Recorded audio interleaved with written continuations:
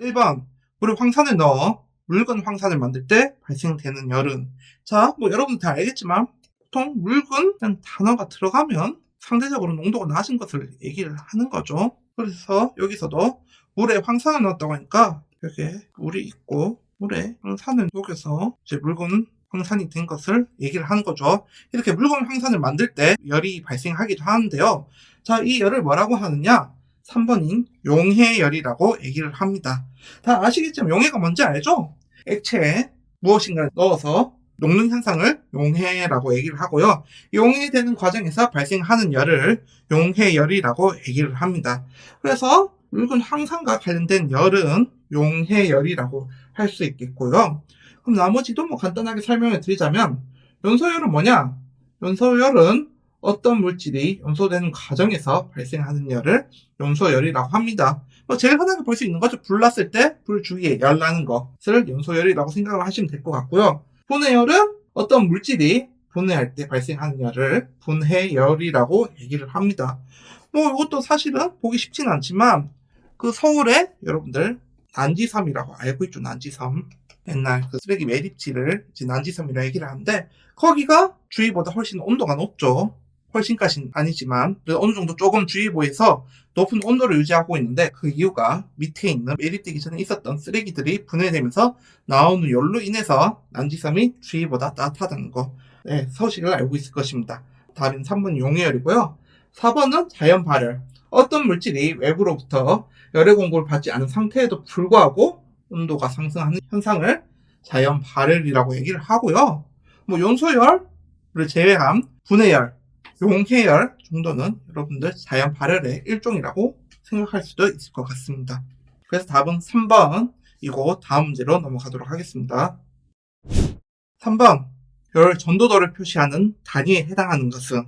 보면 보기가 무척 복잡하지만 사실은 이제 전도에 관련된 식만 간단하게 알면 풀 수 있는 문제입니다. 자, 칠판판서를 이용해서 설명하도록 하겠습니다. 자, 전도 하면 프리의 법칙을 떠올려야겠죠. 그래서 프리의 법칙을 식을 세워보자면 Q는 L분의 K, A, 델타 T입니다. 여기서 Q는 열량, L은 전열체의 두께, 여기는 전열체 내 외부의 온도차, 그리고 A는 단면적, K는 전열체의 열 전도도입니다. 그러면 이번에는 이 프리의 법칙을 한번 단위로 한번 나타내 볼게요. 자, Q는 열량이라고 했죠? 열량은 와트를 사용을 합니다. 그쵸? 그리고 두께는 미터라는 단어를 사용할 거고요.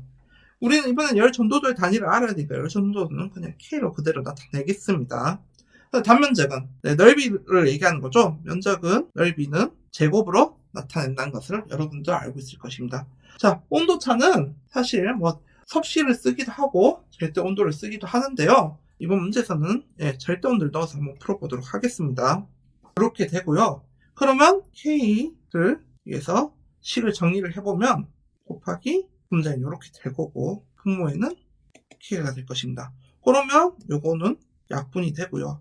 정리를 하자면 K는 결국은 W 더 K라는 결론이 나오게 됩니다.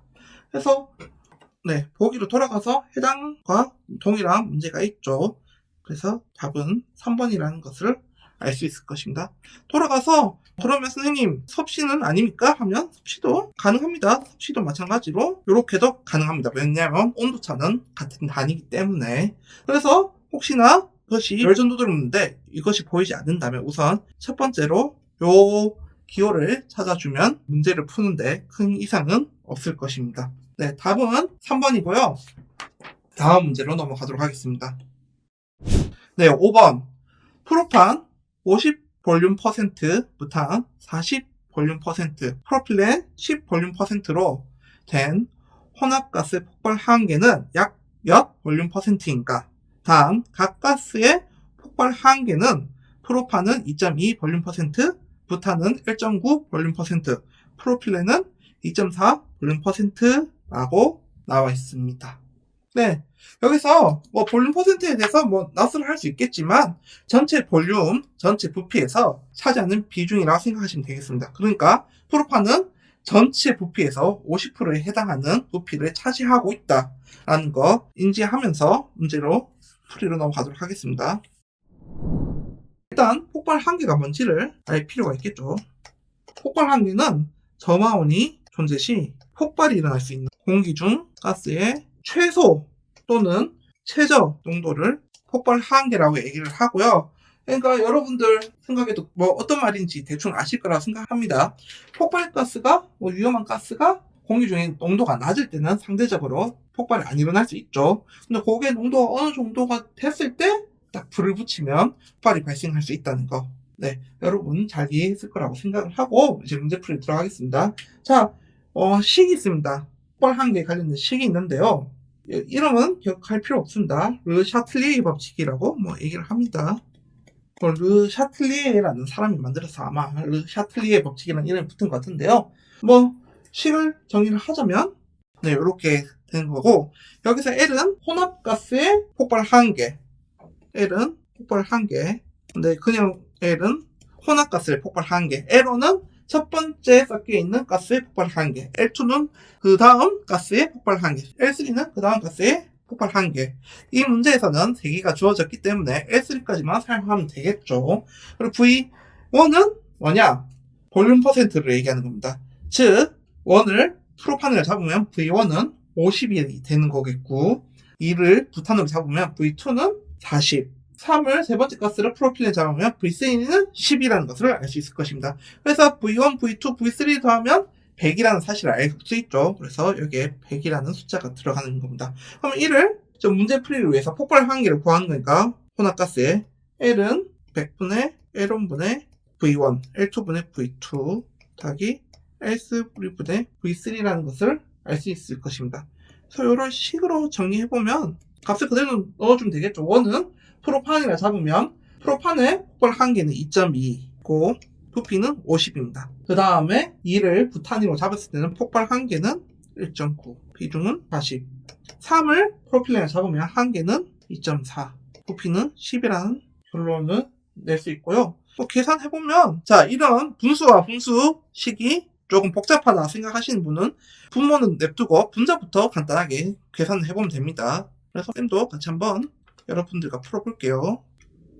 100분의 47.947이라고 나오고요. 이거를 계산기를 통해서 구하면 약 2.09라는 결론을 얻을 수 있습니다. 그래서 보기로 돌아가서 다행히 2.09라는 보기가 있네요. 그래서 2.09에 체크를 해주시면 정답이 되겠습니다. 폭발 한계 같은 경우에는 너무 어렵게 생각하지 마시고 여기 분모는 폭발 한계, 분자는 부피라고 생각하는 그 원리를 가지고 식을 세우시면 비교적 쉽게 식을 세울 수 있다는 거 기억해 주시면 될 것 같습니다. 다음 문제로 넘어가겠습니다. 13번 분말 소화 약제에 관한 설명 중 틀린 것은? 보기 1번부터 들어가도록 하겠습니다. 보기 1번 제1종 분말은 다홍색 또는 황색으로 착색되어 있다. 그렇지 않습니다. 제1종 분말은 백색으로 착색이 되어 있고요. 다홍색 또는 황색은 어디에 쓰냐? 제3종 분말에 다홍색 또는 황색으로 착색을 합니다. 2번 분말 고화를 방지하기 위하여 실리콘 수지 등으로 방습 처리한다. 고화가 뭐냐? 쉽게 말하면 뭉치는 것을 얘기를 합니다. 여러분들 이제 분말 소화기로 분말을 뿌려야 되는데 굳어있으면 어떻게 되어 있을까요? 뭉쳐있으면. 입구를 막아서 분말이 나오지 못하는 상황이 발생할 수 있기 때문에 고화를 방지하기 위해서 실리콘 수지 등으로 방습 처리, 습기를 제거하는 처리를 하고 있습니다. 3번 일반 화재에도 사용할 수 있는 분말 소화약지는 제3종 분말이다. 답은 3번이고요. 일반 화재, A급 화재를 얘기하는 거죠. 크게 4가지 분말이 있다고 했는데 그래서 A급 화재, 즉 일반 화재에 적용할 수 있는 분말 소화약지는 제3종 분말이라고 얘기를 했습니다. 제2종 분말의 열 분해식은 EKHCO3 해서 이런 관계식이 나와 있는데요. 사실 어렵게 생각할 필요 없고요. 제2종 분말의 성분이 탄산수소 칼륨이라는 정도만 파악을 하고 있으면 물론 기호식도 기억하면 쉽게 풀 수 있는 문제입니다. 사실 4번 같은 경우에는 식을 굳이 외우기보다는 보기 1번, 2번, 3번의 내용을 정확하게 인지하는 것이 앞으로 문제풀이에도 훨씬 도움이 될 것이라고 생각하고 있습니다. 20번. 가연성 액체로부터 발생한 증기가 액체 표면에서 연소 범위 한계에 도달할 수 있는 최저 온도를 의미하는 것은, 문제로 봐서는 또 무슨 말인지 너무 어렵다 생각할 수 있는데, 우선 이걸 알기 위해서는 연소 범위라는 것을 알아야 됩니다. 연소 범위. 자, 연소 범위가 뭐냐? 가스에서 연소가 일어날 수 있는 농도의 이제 연소 범위라고 얘기를 하고요. 그래프로 좀 나타내주면 세로축은 농도, 가로축은 온도입니다. 그럼 자, 여러분들 생각을 해봅시다.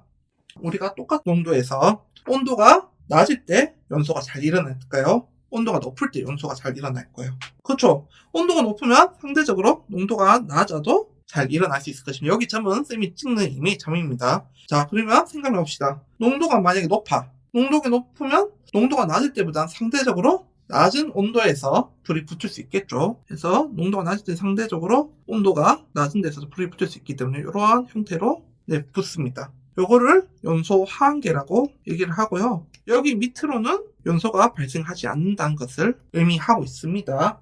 그러면 연소 하한계가 있으면 어떨까요? 연소 상한계 있겠죠? 연소 상한계도. 연소 상한계는 뭐냐? 연소가 일어날 수 있는 최대 농도를 얘기를 합니다. 여러분 생각에 뭐야? 농도가 높으면 무작정 일어나는 거 아니야? 라고 생각할 수 있겠지만 연소에는 반드시 산소가 필요하다고 했겠죠.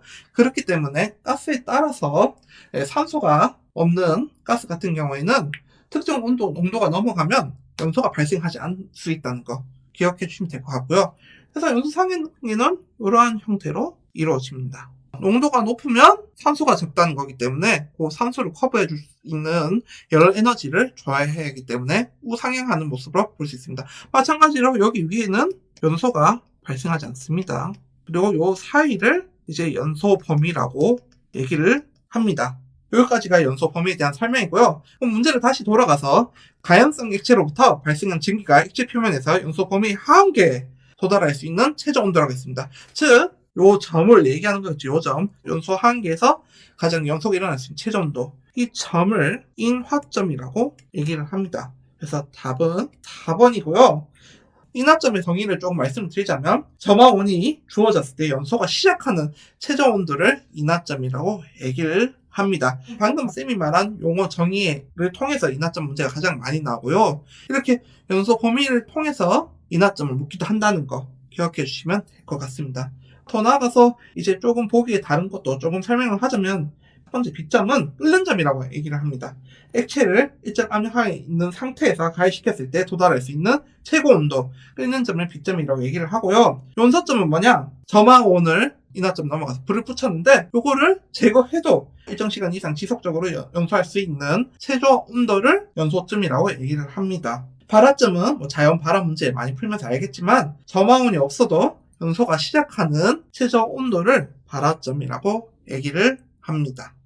24년 3회 기출문제풀이는 여기까지 진행하도록 하겠습니다. 감사합니다.